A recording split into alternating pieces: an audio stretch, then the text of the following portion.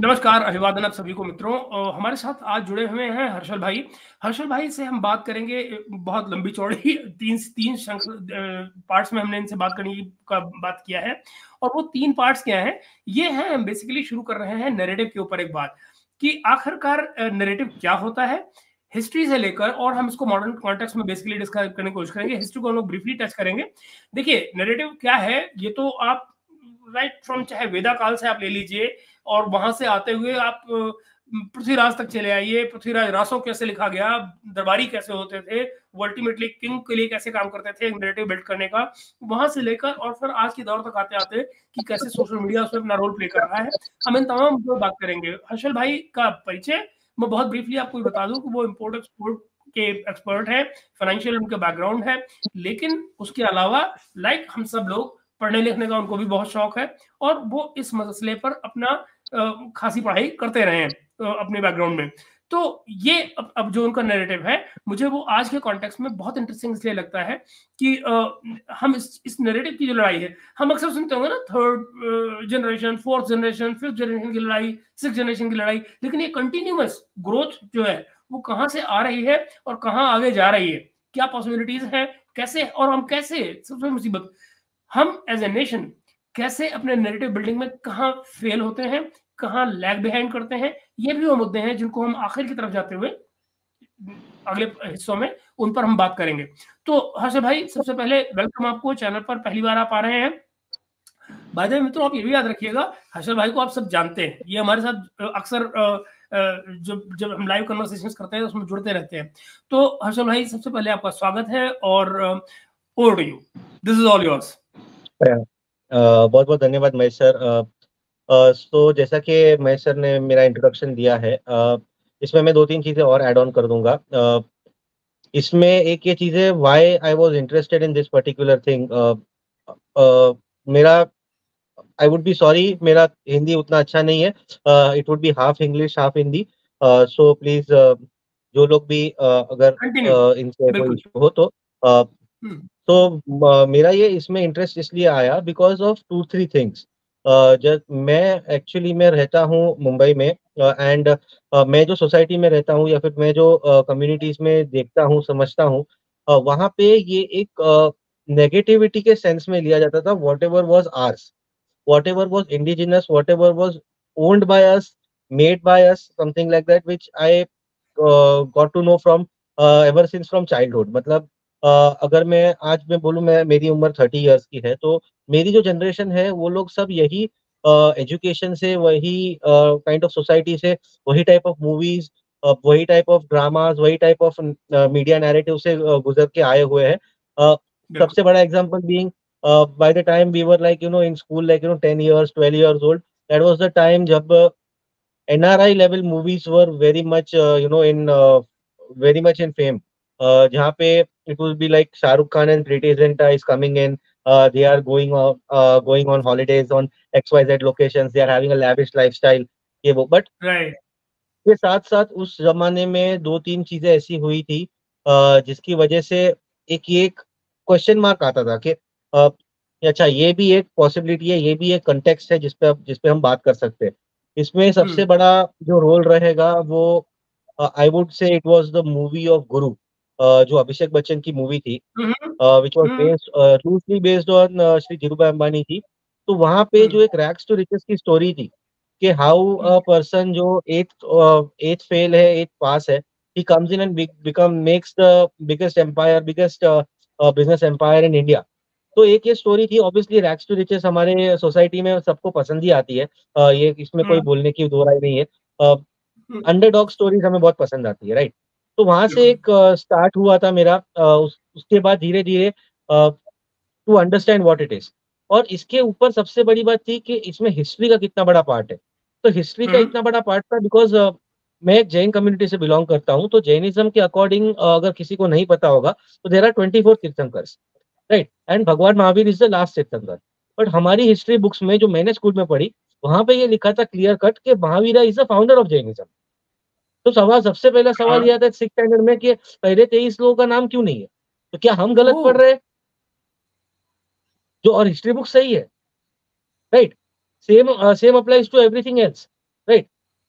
जैसे अगर जैनिज्म की बात करें, ये तो क्लियर कट एविडेंस है, शिखर जी है झारखंड में, जल मंदिर पावापुरी है बिहार में, राजगीर है, जूनागढ़ गिर है, शत्रुंजय पालीताना है, और बहुत सारी चीजें। इसमें तो आपको खुदाई भी नहीं करनी है, राइट। इसमें ना कोई कोर्ट केस है, ना खुदाई करनी है, ना कुछ करना है, ना ये कोई बोल रहा है कि काल्पनिक है। फिर भी हिस्टोरिकल एविडेंस में ये ऐसा नैरेटिव दिया गया कि Mahavira is the founder of Jainism, it was founded around 600 BC.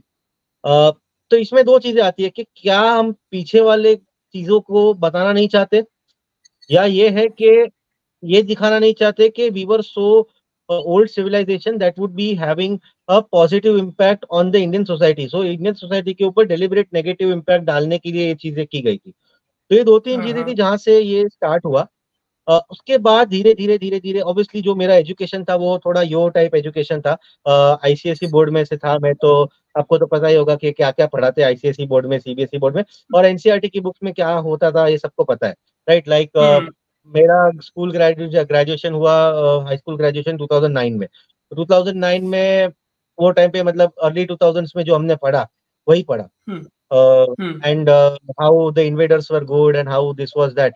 तो तभी वहां से एक सवाल आया कि ये क्यों हो रहा है, राइट। तो इसके लिए मैंने उस टाइम से ही थोड़ा बहुत जितना भी मुझे पास टाइम मिलता था, I used to have this particular thing in my mind के let's just explore what this particular thing is, why it is so, and compare it to other countries history, और let's say for example their societal upbringing. तो जो differences मुझे मिले वो differences काफी fascinating थे, थोड़े बहुत शॉकिंग भी थे। तो इस वजह से ये वीडियो हम कर रहे हैं, टॉपिक्स के ऊपर बात कर रहे हैं। तो I would like to start with कि नैरेटिव एक्चुअली में होता क्या है। तो नैरेटिव बेसिकली ये है कि आप अपने साइड का पक्ष रख रहे हो through the before you go on, Harshad bhai, before you go to the history and you know the narrative definition, मैं आपसे confess कर लूं, this is a news to me. I did not know. I also understood it. I mean, you know, I'm double of your age. I'm 62 now. But honestly, मुझे भी नहीं मालूम था. I always read it like this कि महावीर साहब is the founder of Jainism. Whatever you're telling me, I'll actually have to go back and now probably reread, or probably I'll record another program with you about Jainism as to you know what it is about, you know, because this is absolutely new thing for me. एक short सी बात करता हूँ मैं, इसमें एक छोटी सी बात करता हूँ। जो 24 तीर्थंकर्स की बात होती है ना, उसमें से जो फर्स्ट तीर्थंकर इज ऋषभ देव, एंड सिर्फ उनका ही जो मोक्ष स्थल है वो आज की तारीख में प्रेजेंट डे में तीर्थ नहीं है। इसके ऊपर स्टोरीज है, बट 99.9% ये बात काइंड ऑफ एक फैक्ट और एविडेंस है कि हिज मोक्ष हैपेंड ऑन माउंट कैलाश। तो दैट इज व्हाई दे से कि हिंदुइज्म, बुद्धिज्म, जैनिज्म और टाओइज्म सबके लिए माउंट कैलाश जो है वो होली है, राइट। अभी ये जो 24 तीर्थंकर्स में से जो फर्स्ट थे, it dates back many thousands of years, many lakhs of years, probably Treta Yuga के स्टार्टिंग के टाइम क्या उसका कोरिलेशन होगा, राइट। तो वही चीज आ जाती है कि उतना पहले का तो कुछ हुआ ही नहीं होगा, ये तो सब अभी अभी का है। That is why you know things come in like this is काल्पनिक, that is काल्पनिक, etc etc, right। तो ये सारी चीजें थी। अभी इसमें जैन्स ने भी इसके ऊपर कोई ऑब्जेक्शन इसलिए नहीं उठाया बिकॉज उनके लिए रेलेवेंट है नहीं, to be really honest, because क्या बुक्स में पढ़ाते हैं, जो बच्चे पढ़ते हैं, जो स्टोरी जो थियरीज पढ़ते हैं या फिर जो रिलीजन में इंटरेस्ट लेते हैं, उन्हें ऑलरेडी पता होता है। तो वो उनका एक डिस्कोर्स एटलीस्ट उनके सोसाइटीज में होता है, whether it is in a Gujarati speaking Jain community, South Indian Jain community, Punjabi और Marwari Jain community, that doesn't make a difference, but उनका एक वो सिस्टम है। तो वहां पे ये होता है कि हम तो अपना बता ही पा रहे हैं ना, तो हम क्यों उनको जाके काउंटर करें कि यार ये गलत बता रहे हो, ये कर रहे हो, वो कर रहे हो, राइट। सो वो एक चीज थी। रही बात इसमें कि जो नैरेटिव की बात कर रहे थे, तो नैरेटिव में इसके ऊपर आगे बढ़ते हैं। नैरेटिव का जो डेफिनेशन है वो ये है कि हम हमारी जो पॉइंट ऑफ व्यू है, या हमारा जो काइंड ऑफ लेट्स से पक्ष है, या जो लेट्स से हमारी साइड है, उसको हम प्रेजेंट कर रहे हैं अपने एंड से, नॉट कि कोई तीसरा बंदा फॉरेन का कोई एक्सपर्ट हमारे बारे में लिख के हमें बताए कि नहीं भाई ये तो तुम ऐसे थे और ऐसे रहोगे, राइट। तो नैरेटिव का मतलब ये होता है। अनफॉर्चुनेटली मॉडर्न टाइम्स में हमारे पास हमारे एंड का कोई नैरेटिव है नहीं, तो ये है हमारा नैरेटिव का डेफिनेशन। तो जिस वजह से हम ये काइंड ऑफ रिकॉर्ड कर रहे हैं या फिर ये लोगों को बताने की बात कर रहे हैं कि narrative, what is narrative and how we need to go ahead about it. तो इसके पहले थोड़ा नैरेटिव की हिस्ट्री में जाते हैं। नैरेटिव की history comes from one word which is called as information. Information अगर हम टुडेज टर्मिनोलॉजी के हिसाब से देखें, that is basically your digital media, whatever the photos you get, the text you get, the programming language, the encryption, the videos, anything that can give you something new, some new news is called as an information for any particular random person, or even if it is an old news, it comes in as a fact, तो उसको हम बोलते हैं information. Collation of information in a right path is called as a narrative. So when we say collation of an information, so information in today's time has been quite democratized and quite digitized, quite modernized. Uh, Modernized नहीं बोलना चाहिए because we don't know like 50 years आगे क्या होगा, 100 years के आगे क्या होगा, क्या हम इंसानों के मन पढ़ पाएंगे या नहीं पढ़ पाएंगे, we never know, right? But historically देखें तो हमें मिलते हैं केव्स में ड्राइंग्स, हमें मिलते हैं रॉक इंक्रिप्शन, हमें मिलते हैं कोई पेजेस जहाँ पे स्टोरीज या टेक्स्ट लिखे हुए हैं, religious irreligious that doesn't really matter. Sometimes the text might be religious, sometimes it might be societal, sometimes it might be political, sometimes it might be with respect to strategy. तो ये चार पांच चीजें होती है जो उस टाइम की हिस्टोरिकल फैक्ट से एविडेंस होते हैं, जिससे हमें पता चलता है कि ओके 2000 इयर्स अगो ऐसे लोग रहते थे, 3000 इयर्स अगो ऐसे लोग रहते थे, 5000 इयर्स अगो ऐसे ऐसे एटसेट्रा एटसेट्रा हमें पता चलता है। Second is the archaeological evidence. जो साइंटिफिक आर्कियोलॉजिकल एविडेंस होता है with respect to carbon dating, तो उससे हमें पता चलता है कि कितना ओल्ड था, and we try to speculate कि क्या वो लोग उस टाइम पे करते रहेंगे, कर सकते थे, या क्या क्या उन लोग के पास वो सिस्टम्स एंड सोसाइटीज थी। तो ये बेसिक एक रूडिमेंट्री या बेसिक डेफिनेशन है of narrative when it comes to this common discourse और common topic of today. Now ये टॉपिक आज क्यों वैलिड है और पहले क्यों वैलिड नहीं था? ये टॉपिक इसलिए वैलिड है because we are living in a democratised society, democratised institutions के दुनिया में रह रहे हैं, जहाँ पे we had 1 billion voters in the previous election. So that means everybody has a one out of a billion chance to decide the country's future, assuming everybody goes to vote. 650 million मतलब 65 करोड़ लोग I guess कुछ voting करने गए थे, अगर हम approximate लगाए, तो जो 65 करोड़ लोग गए थे तो उनके पास 1/65 करोड़ की परसेंटेज की प्रोबेबिलिटी का चांस है टू चेंज द फ्यूचर और change the leadership of the nation और keep the leadership of the nation. तो इसमें नैरेटिव एक कलेक्टिव वे में कैसे काम करता है कि किसी को भी कन्विंस करे टू गो फॉर और against a certain sector, certain segment, certain person. That is very much a primary weapon for narrative in today's time. जिसका मतलब ये चीज एकदम अपफ्रंट और डायरेक्ट है जो हमें दिखती है कि नैरेटिव के बेसिस पे आप इलेक्शंस को ऊपर नीचे कर सकते हैं। मे बी आप पूरी तरीके से रिजल्ट को कवर अप ना कर सके, लेकिन लेट्स से आपने you gained 10 or 15 seats or you lost 10 or 15 seats, that is also a game of the narrative कि कितना आप उसको इन्फ्लुएंस कर सकते हैं अपने एंड पे, which is a part of the entire process that we have. That is why we are talking about it. तो यहाँ पे मॉडर्न डे सिचुएशन में इसकी ये एक काइंड ऑफ रिक्वायरमेंट है। अर्ली एग्जाम्पल्स से लेके मिडिवल एग्जाम्पल्स ऑफ नैरेटिव में अगर आप कुछ देखना चाहेंगे तो अर्थशास्त्र is a very good example for narrative. First point being that it is a text which shows or which kind of informs us of how the systems were, how it used to be run as per the traditions of 200 BC, 100 BC, etc. उसमें से कितनी चीजें today's time में relevant है, that is something we can compare and collate accordingly कि whether it is relevant we will implement it. Obviously 2000 years ago nobody would have thought कि 2000 years के बाद क्या सिस्टम होने वाला, so they did not write it for us, can definitely kind of take amends from it. Similarly travel books होती है, जैसे magazines की इंडिका थी या ह्यूएन सेंग जब इंडिया आया था तो उसकी जो ट्रैवल बुक्स थी, when he studied in Nalanda University there was Fahien etcetera. Similarly there were different courtyards who wrote kind of you can say flattery text for the kings, राजा को खुश करने के लिए. There were a lot of certain things. अभी यहाँ पे एक आता है एक time which is around 12th century or 12th century, 13th century AD, where one of the biggest institutions of this country was destroyed and burned. जहाँ पे जो हमारी नॉलेज थी, जो इतने सालों से हमने स्टोर करके रखी थी, बाहर से भी लोग आए थे, उन्होंने भी लिखा था, एंड अंदर से भी जो लोग थे, उन्होंने भी लिखा था। And I am talking about pre printing press days, मतलब आप समझ लीजिए कि उसमें जो इंफॉर्मेशन थी या जो उसमें जो नॉलेज की सारा का सारा जो ट्रेजरी था, उसको ईयर्स लगे होंगे बिल्ड करने के लिए, ईयर्स लगे होंगे उसको बनाने के लिए, प्रिजर्व करने के लिए। ऑब्वियसली जलाने के लिए तो कुछ समय ही लगा, बट जलता रहा वो कुछ महीनों तक। So you can just right, imagine the atrocities and the loss of knowledge that we had. Very true. यहाँ से स्टार्ट होता है एक दूसरा सेगमेंट। वो दूसरा सेगमेंट ये है कि now this was the first time when foreigners started to write about us, and not in terms of our positive sense, in their positive sense, because this was the time roughly when at least northern part of India में foreign annexation हो गया था। पूरे India में तो obviously नहीं हुआ था 13 सेंचुरी में, but northern parts of India, north western parts of India में एनेक्सेशन हो गया था।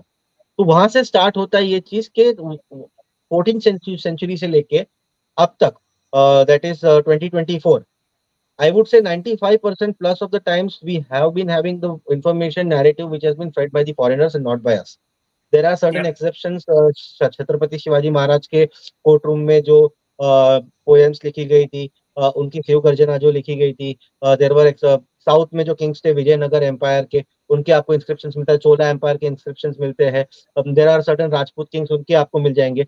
बट कलेक्टिवली ये सारी चीजें जो है वो 5% would be, roughly it would be 5% of all the entire information was available.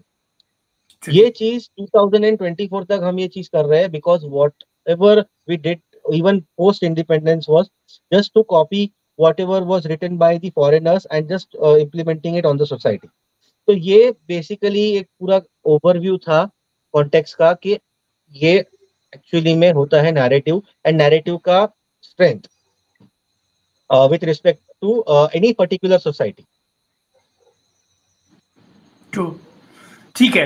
तो इसको हिस्टोरिकल कॉन्टेक्स्ट में आप इसको मॉडर्न टाइम से कैसे जोड़ेंगे? सो हिस्टोरिकल कॉन्टेक्स्ट के हिसाब से देखने जाएंगे तो अगर हम पूरी वर्ल्ड की हिस्ट्री देख लेते हैं, ठीक है, तो वर्ल्ड की हिस्ट्री में रफ अगर मैं रन डाउन करूँ टाइमलाइन का, तो Europe was always in between fighting with each other up until Roman Empire came in. Roman Empire came in, unify किया। I am not a big fan of Roman Empire, neither I am a big hater of Roman Empire. Atrocities होती है, ये historical fact है, we can't deny it. Same applies to the Indian context, जहाँ पे there was unification division। अगर हम देखते हैं तो there was Mauryan Empire, there was Gupta Empire, there was Satavahana Empire, there was Harshvardhana Empire, right? So ये सब empires 300 years के गैप में थे। तो हम ये समझ सकते हैं कि 300 साल का एक टाइम फ्रेम है जहाँ पे यूनिफिकेशन है एंड देन डिसोल्यूशन है, अगेन यूनिफिकेशन है, अगेन डिसोल्यूशन है।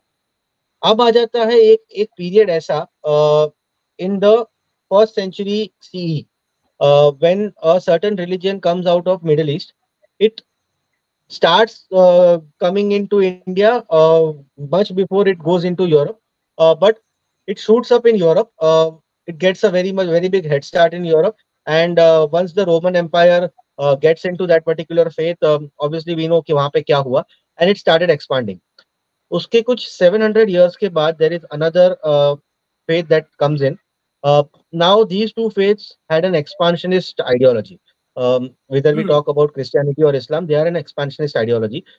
It is not so much relevant with the Judaism or any Zoroastrianism or the Yazidis, etc. But ये जो 700 years बाद जो दूसरा आता है, now एक लॉजिकल आर्ग्यूमेंट ये बनता है इसका कि just because यूरोप में the other faith, which is Christianity, had got strongholds and there was a very strong empire, probably it would have been difficult for them to expand over there. So they headed eastwards, unlike the Christians who headed westwards. So in the meantime, when they headed eastwards, it took them roughly 20 years to completely wipe off the Persian Empire, which was the Sargosti Empire, the Zoroastrian Empire. Obviously, after that, the Parsis came on the western coast of India. The point is that it took 20 years for them to get completely annihilate, उनको खत्म करने के लिए उनको 20 साल लगे, 20 शायद 30 साल लगे होंगे, मैं कोई हिस्टोरिकल डेट वाइज एक्सपर्ट नहीं हूँ। अभी रही बात, ये आता है 680 685 एडी समथिंग, जहाँ पे Muhammad bin Qasim in the Umayyad Caliphate annexes Sindh. ये सिंध एनेक्स करने के बाद ये चीज हिस्ट्री बुक्स में पढ़ाई गई है, एटलीस्ट मेरी जनरेशन में और मेरे से 5 साल छोटे तक की जनरेशन में। उसके बाद सीधा ये लोग 12th सेंचुरी पे चले जाते हैं, 12th century 1192 when Mohammad Ghori defeated Prithviraj Chauhan. तो 682 से लेके 1192 हम करें तो 510 साल है। तो 510 साल का ये हाइबरनेशन तो नहीं होता है, जो हाइबरनेशन जो विंटर में एनिमल्स करते हैं वो 4 महीने का होता है, 510 साल का कोई हाइबरनेशन नहीं होता है, right. So we need to understand that भाई ये क्यों हुआ है। अभी इसमें 500 साल में कुछ हुआ नहीं, ये भी गलत है, कुछ नहीं भी हुआ, ये भी गलत है, बट द पॉइंट इज कि ये चीज क्यों बताई नहीं गई है। 2-3 लॉजिकल एक्सप्लेनेशन निकल के ये आते हैं कि probably they tried for the 500 years and were not able to come into the Indian subcontinent by them. And the rulers of currently modern day Pakistan, which would have been an extension of northwestern India, that particular area acted as a defendant for roughly around 500 years. दूसरा logical ये बनता है, दूसरा logic ये बनता है कि 500 years तक there was a kingdom right from northern India, which is Delhi, Uttar Pradesh, all the way up to central Iran, up to Caspian Sea, which roughly kind of contained them for another 500 years before they could actually come in. इसके बारे में online बहुत कम citation से बहुत कम information है, but जो भी overall जो हमें इंफॉर्मेशन मिलती है उसमें 3 किंग्स का नाम आता है। Lalitaditya Muktapida from Kashmir, Bappa Rawal from northwestern India, which is obviously which is Rawalpindi is the capital, unofficial capital, जो Bappa Rawal के नाम पे पड़ा है. And the third one is Awadhi Raju Pulakeshin, which is a Chalukya king, which comes from the parts of Maharashtra and Gujarat, because Maharashtra and Gujarat that part was a Chalukya empire. तो ये चीज आती है world history के हिसाब से। अभी ये हुआ है, ऑब्वियसली 12th सेंचुरी के बाद क्या हुआ इंडिया में ये बताने की जरूरत नहीं है, ये सबको जितना भी है थोड़ा बहुत ऊपर नीचे करके लोगों को बताया गया है हिस्ट्री बुक्स में, ठीक है। तो यहाँ पे ये एक चीज हो जाती है, तो क्यों ये 500 इयर्स को डिलीट किया गया, सबसे बड़ा क्वेश्चन मार्क ये आता है। दैट मेक्स यू थिंक के जो पेन से लिखी गई चीज है ये जनरेशंस को इफेक्ट कर सकती है, considering the fact that they did not want to show anything good about the land, anything good about the people of this land. तो ये एक चीज आ जाती है कि कुछ अच्छी चीजें छुपा के, और अगर कुछ बुरी चीजें हैं तो उसको बढ़ा चढ़ा के, या अगर कोई बुरी चीज नहीं है तो उसको थोप के आप कैसे पूरे सोसाइटी को इस तरीके से मोल्ड कर सकते हो इनटू थिंकिंग दैट। अभी ये चीज अगर हम आगे बढ़े थोड़ा 13th सेंचुरी से लेके 18th सेंचुरी तक ये चीजें ये लोग कर नहीं पाए थे, बिकॉज सोसाइटियल इंस्टीट्यूशंस जो थे, जो लोकल लेवल के इंस्टीट्यूशंस थे, अभी भी were in control of the local people here. But उसके बाद जो 200 इयर्स थे उसमें हमारे लोकल इंस्टीट्यूशंस भी खत्म हुए। Those 200 years you can consider the British rule. That was the time when the education system, the societal system was completely decimated. So this is the entire journey with respect to Indian history. Now, why it is different from whatever narrative they put up everywhere else? तो उसमें 3-4 चीजें आती है।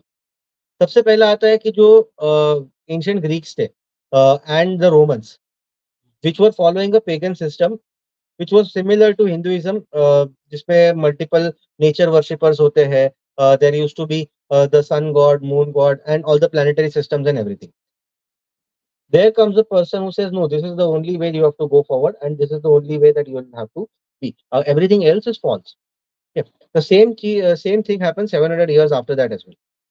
वहां पे ये लोग completely decimate कर देते हैं उनको, उनके पूरे कल्चर को, उनके पूरे सिस्टम को खत्म कर देते हैं, रफली स्पीकिंग 99.9% एलिमिनेट कर देते हैं।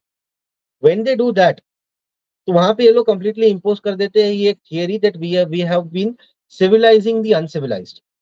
So that is the idea that they portray. अभी इसको हम और एक्सटेंड करते हैं तो there was a clan called as बर्बर। जो बर्बर नाम था वो अरब्स ने दिया था, उनका कोई ओरिजिनल नाम was different. The original name of Berbers was something different. They were sun worshippers, which lived somewhere around Morocco and the western part of Algeria, western coast of northern Africa जो था वहाँ पे। South America में there were Inca empire, Central America में Aztecs थे, there was the Lakota people in North America etcetera.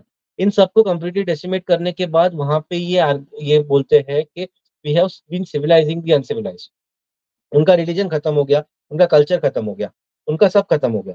Even एब्रोजिनल्स जो है in Australia, तो वो भी कंप्लीटली डेसिमेट हो गए। इंडिया में अगर हम पूरा सब कॉन्टिनेंट को एक्सटेंड करके भी देखें तो इंडिया में 60% हिंदूज होते हैं। व्हेन आई से 60% Hindus, I do not mean के करंट इंडिया में 60% हिंदूज है। We take up the population of Pakistan, we take up the population of Bangladesh, we take up the population of Afghanistan, which would add in as the Islamic population. We take up the population of Nepal, Bhutan and Sri Lanka, which would add up in our team. ठीक है, अगर ये सबको मिला भी ले तो हमारी 60% पॉपुलेशन होती है, which means that in an entire land mass for 800 years only 40% people got converted. अगर इतना ही तुमने किया तो what was the victory, what was the celebration? क्या था सेलिब्रेशन? राइट, ये क्वेश्चन मार्क आना चाहिए। वो क्वेश्चन मार्क क्यों नहीं आता? क्योंकि हम हमेशा ये देखते हैं कि हमारे ऊपर अटैक हुआ और उन्होंने अटैक किया। हम एक तरीके से ये नहीं देखते कि ज़ारगोस्ती people didn't survive, Egyptians didn't survive, Mayans didn't survive, Aztecs didn't survive, Indians survive. उनके ऊपर किसी पे 50 साल लगे, किसी पे 80 साल लगे, किसी पे 100 साल लगे, यहाँ पे 800 साल लगे, फिर भी नहीं हुआ। And 800, I mean, I'm counting only from the time when they actually got inroads in India, which is from the time of Mohammad Ghori. मैं मोहम्मद बिन कासिम का टाइम काउंट नहीं कर रहा हूँ, बिकॉज वो एक काइंड ऑफ एक it was a failed invasion or failed expedition or something like that.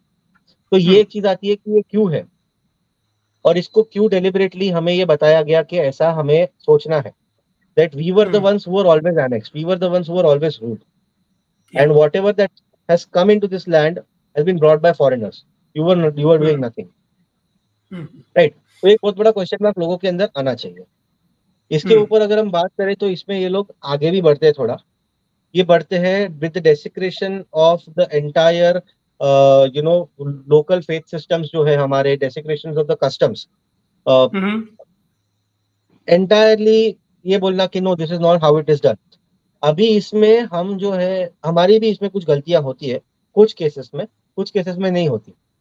अब डेसिक्रेशन ऑफ लोकल फेथ में क्या होता है, 3 एग्जांपल्स ले सकते हैं हम। 3 एग्जांपल्स में से एक ये होता है कि one is the cow worshipping concept in India, जो कैटल का कॉन्सेप्ट है।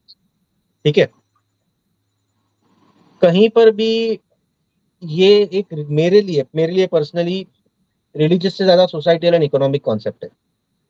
लेकिन हमने इस कॉन्सेप्ट को रिलीजियस बना दिया, probably because that is the only way it can get into people's head, maybe. Right, एक इंटरेस्टिंग मैप देखा था मैंने कुछ दिनों पहले, जहाँ पे उन्होंने एक लाइन बनाई थी। वो लाइन थी रफली from Jharkhand and northern Bengal to the southern parts of Maharashtra, मतलब जो सदर्न कोंकण कोस्ट है, रत्नागिरी का जो एरिया है, तो वहां से एक स्ट्रेट लाइन खींची थी। वो स्ट्रेट लाइन खींचने के बाद एक डेटा निकाला कि more than 50% of the people living north of that line, north of the diagonal line, are lacto-vegetarians, and more than 50% of the people living on the south and east of that line are lacto-non-vegetarians. तो इससे हम एक geographical और एक ecological एक logic निकाल सकते हैं, एक कॉन्सेप्ट निकाल सकते हैं कि just because the northern plains of Indus and Ganga were kind of grasslands, pastures which let the cattle thrive in this particular land. ठीक है, तो ये चीज की वजह से एक इकोनॉमिकल विलेज, एक रूरल इकोनॉमी के लिए बहुत मैटर करता था कि उनके पास वो कैटल हो। वुल, जब भी ट्रैक्टर्स नहीं थे तो वुल प्लो करते थे, काउस मिल्क यील्ड करती थी, and that would have been a daily basic diet essential for any particular common citizen of this country. और common citizen of this nation. ठीक है, साउथ एंड ईस्ट में हम जाते हैं तो वहां पे भी कैटल प्रिजर्वेशन होता है, but the point is that because there is a rugged landscape, there are not two seasons, there is only one harvest season, that means there is meat eating is prevalent. तो meat eating जो या prevalent है, तो meat eating किस में prevalent है? White meat में prevalent है, and to an extent goats में प्रेवलेंट है। हम्म जो बाहर से कल्चर्स आए, डेजर्ट कल्चर्स से, हम्म उनके लिए ये एप्लीकेबल नहीं है। The reason why they are not applicable to them is because they are into the fighting of survival of the fittest. But right 5,000 kilometre दूर कुछ था, उसको तुमने यहाँ पे इम्प्लीमेंट करते हो, and then it is justified by the so-called people who write this particular thing in the modern sense, right? तो ये तीन चार चीजें होती है जिसके बारे में लोगों को समझना चाहिए कि desecration of native faith systems. गौ माता का कॉन्सेप्ट माता क्यों है? बिकॉज जो बॉस इंडिकस ब्रीड है of the cattle is different from the boss taurus breed जो वेस्टर्न वर्ल्ड में मिलती है। बॉस इंडिकस कैटल का ब्रीड का जो मिल्क है is comparatively more skimmed, less fat, and is more nutritive as compared to any Bos Taurus or any buffalo milk. That is why we see buffalo milk generally ये होता है कि अगर हरियाणा का एग्जांपल ले तो it is said that behind one wrestler there are two buffaloes. तो एक टू buffaloes का जो डाइट होता है वो एक वन रेस्ट, तो that is a pehlwan's diet, it is not a normal diet. क्या मैं पहलवानी कर रहा हूँ? नहीं कर रहा हूँ। I don't do run betters like 50-60 run betters, do 50-60 Surya Namaskar a day, right? So right my body definitely would not be able to do that. But the same thing does not apply to them. So if it is an essential in the diet, because and through our customs, the least thing that we can do is, because the animal is providing the essentials of our daily diet, the least thing that we do is we don't kill that animal, या very true right? Very true That is the entire concept of this particular thing, but how it has been demonized. Second point comes in. Wonderful Second point comes in very peculiar to Assam. The border with Assam and Bangladesh is having world's most dangerous malaria parasites. The world's most okay dangerous malaria parasites are found over there, and that particular area, जो वो particular area है, वहाँ पे even our BSF people have that particular protection, जो honey bees वाला protection होता है ना, net वाला, they do wear that. वहाँ पे बहुत सारे विलेजेस में लोकल्स का एक कस्टम है, just before the rain they marry the frogs. वो लोग मेंढकों की शादी करवाते हैं। तो ये जो मेंढकों की शादी करवाते हैं, इसको इसका एक बहुत फन उड़ाया गया था। The former chief minister of Assam mister Gogoi, he actually had gone to one of these events and he was being ridiculed. Now look at this particular thing, he was not from BJP, he was from the Congress party. ठीक है, उसके बाद भी उसका मजाक उड़ाया गया था कि मेंढकों की शादी में क्यों जा रहे हैं। अभी इसको हम लोग ये तरीके से देखते हैं कि ये विलेजर्स की एक इनोसेंट बिलीफ है that during the time of rains, the monsoon, it is a breeding season for frogs. So they actually do this particular marriage and all these things. But the main thing is during the breeding season, they would make sure that whatever wetlands we are having, वहां पे जो mosquitoes रहेंगे, they will thrive upon that as diet and it would save us from diseases. अभी एक बहुत rudimentary चीज है, but एक इनोसेंट विलेजर के लिए जहाँ पे कोई फैसिलिटीज अवेलेबल नहीं है, बेसिक मेडिकल फैसिलिटीज अवेलेबल नहीं थी फॉर सेंचुरीज, उसके लिए ट्रेडिशन बन गया, इट्स हार्मलेस ट्रेडिशन। तुम्हें उसमें एक रिडिकुलस वे में उसको पोर्ट्रे करने की क्या जरूरत है? there is also the same instances go for Jallikattu. There are various other things.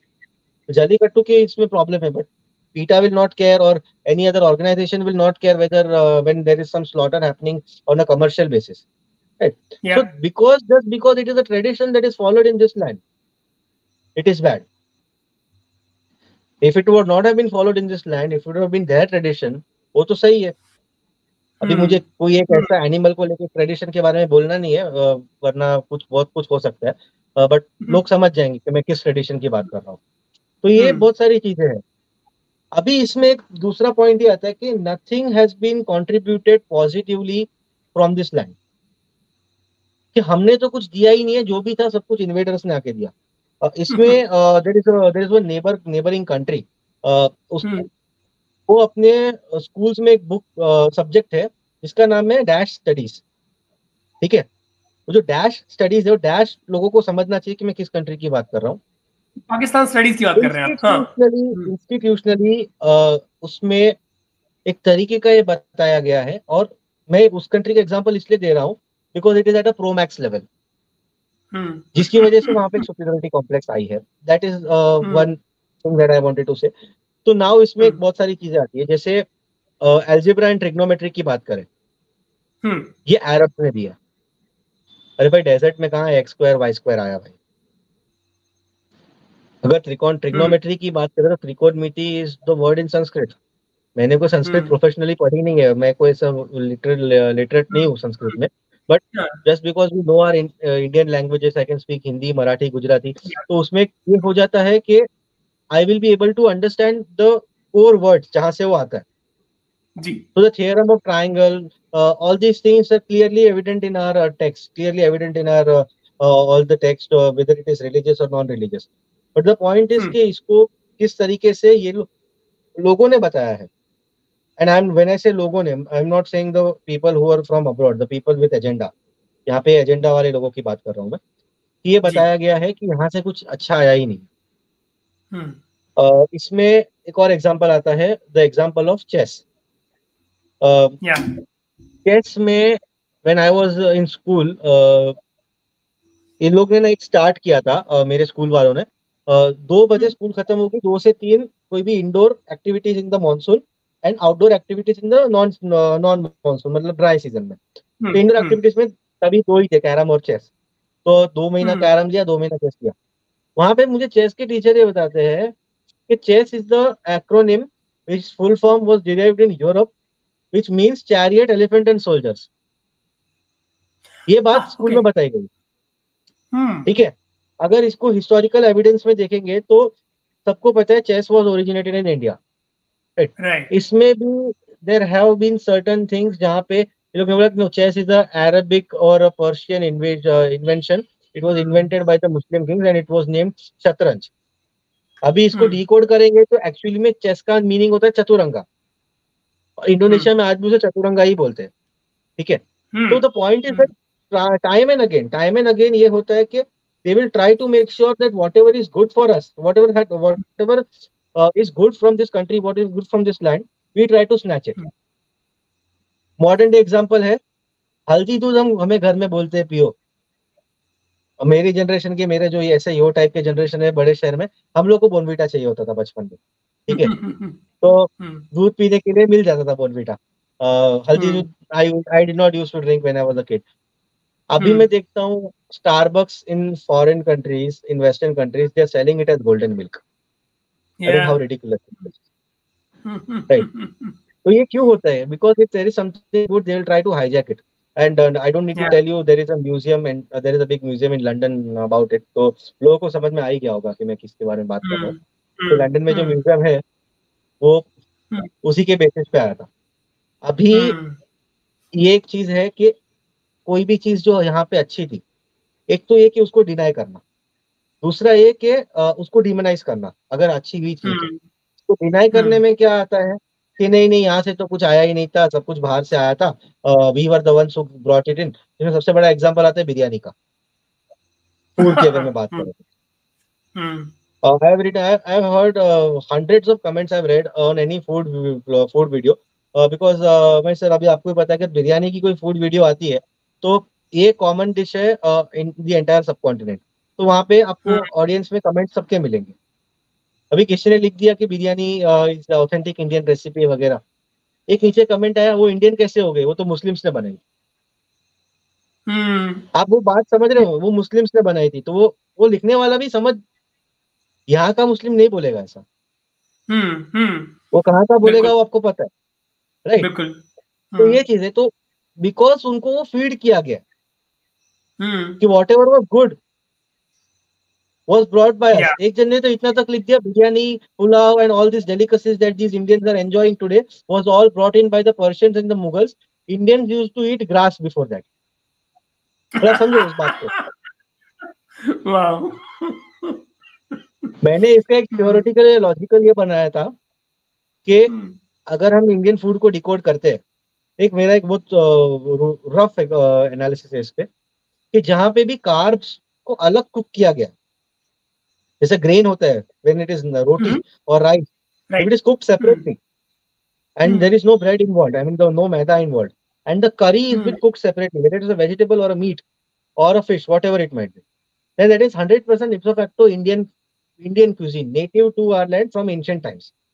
Whatever is the fusion, जहाँ पे one layer rice, one layer meat, one layer this, and जो रोल्स है या जो ब्रेड्स है, that all is completely outside. अगर हम food के बेसिस पे ही देखेंगे, बिकॉज महाराष्ट्र में अगर आप गाँव में जाते हैं ना, देर इज दिस ज्वारी की bhakri and mutton, very very very famous, मतलब वो फीस्ट वाला चीज है उन लोग के लिए। In the interiors of Maharashtra, in villages, in Konkan belt also there is a, in Konkan belt they will use the rice bhakri. They'll do the chawal ka roti. Chawal ka roti, bajre ka roti, and also what am I trying to say is that was the particular idea. But एक rough example मैंने इसमें इसलिए दिया because there was nothing good that was in this country. Everything was brought by the foreigners. ये लोग इसमें थोड़ा successful नहीं हो पाए, but the Europeans were too very much successful in doing this particular thing with us. What were Indians? We civilized them. We gave them railways. We gave them democracy. We gave them roadways. We gave them telegraph, etc. We gave them tea. We gave them cricket, etc. etc. Right. तो ये सारी चीजें, और सबसे last बात इसमें ये आती है कि जो भी रिकॉर्ड्स थे deliberately were either been hijacked, stolen, or destroyed, and were reimposed by the other records. And the other records, obviously, they were not in favor of us. They were not written considering us. हमारे बारे में सोच के नहीं लिखा था उन्होंने, उन्होंने अपने बारे में सोच के लिखा था, राइट। तो ये तीन चार चीजें हैं जो एक आपको एक हिस्टोरिकल और एक करंट डे सिनेरियो में एक नैरेटिव के बेसिस पे देती है। इसमें और भी बहुत सारी चीजें कि सोसाइटी को कैसे इफेक्ट करती है, सोसाइटी में हम आगे इसमें क्या क्या इम्पैक्ट गिरा है सोसाइटी का, राइट। तो दो तीन चीजें, तो this was basically the entire my entire effort to try to explain what exactly the narrative part is, what exactly any particular information or any particular kind of propaganda or kind of news that can impact a person mentally and psychologically over a period of certain centuries or certain years। ठीक है, इसमें एक final चीज मैं add कर दूं कि जो नैरेटिव की बात हम करते हैं, British people in the late 19th century or in the earlier 20th century implemented two theories. One was the Aryan invasion theory, the other was the caste theory. Aryan invasion theory को implement करने का एक ही reason था, that they could justify that you were also the invader and you were previously ruling on these people. Secondly, the Muslims came or the Central Asians came, and thirdly we came. इसको बनाने का reason ये था कि वो अपने आप को ऐसा दिखा रहे कि भाई हमने कोई ऐसा क्राइम या हमने कोई ऐसी एट्रोसिटीज नहीं की जो तुम्हारे ऊपर पहले से नहीं हो रही थी, राइट। अभी इसमें आता ये है कि इस बेसिस पे, इस लिटरल इस बेसिस पे तीन चीजें होती है। सबसे पहली, डिवाइड इन द सोसाइटी। दूसरी, existential crisis. Why existential crisis और identity crisis? Because local institutions जो हमारे थे, जो गुरुकुल सिस्टम था, वो डेसिमेट हो गया था। आपको वही एंग्लो सैक्सन इंस्टीट्यूशंस में पढ़ाई करनी है just to get a degree और just to get any formal education. And the third thing is that they justify that we were having the right or the privilege to come in and occupy you. These are the three things that happened here. दूसरा जो इन्होंने किया, जो caste based है। Now caste based में बहुत सारे लोग ये समझते हैं कि ब्रिटिश ने कास्ट लाई, उसके पहले तो नहीं था। मेरा पर्सनली ओपिनियन ये है कि कास्ट था, कास्ट की फॉल्ट लाइन्स थी, डिस्क्रिमिनेशन होता था, ब्रिटिश ने उसको 100x किया। There were discrimination, there were problems. The point is that they just multiplied the magnitude by 100 into 100x. Why I'm saying this is very important thing to understand here is just because the British occupation wanted to have the industries of England, which is in Manchester, Liverpool, Leeds, Newcastle, etc., to flourish, they needed to destroy the local industries that were here. By doing that, they could have gotten their particular produce to be going out in the entire world. इसमें एक चीज है जो शशि थरूर ने खुद ने Oxford के एक डिबेट में बोली थी कि the British people came in chop the thumbs and chop the fingers of the weavers of the muslin cloth that was very much famous in the European society specially worn by women. अभी आप एक जो product है वो वहां से जा ही नहीं पा रहा. तो now the point is that you can not, your industry is completely decimated. अभी इंडस्ट्री में काम करने वाले लोग कौन थे? वो लोग थे जिनका ऑक्यूपेशन बेस्ड सरनेम है आज की तारीख में. आप हमारे दो फ्रेंड सर्कल में कोई ना कोई सुथार होगा सरनेम में, कोई ना कोई लोहार होगा. हमारे महाराष्ट्र में एक तांबे करके एक सरनेम होता है. तो they were basically the copper blacksmiths, so copper smiths. Similarly there is Sonar, there is Teli.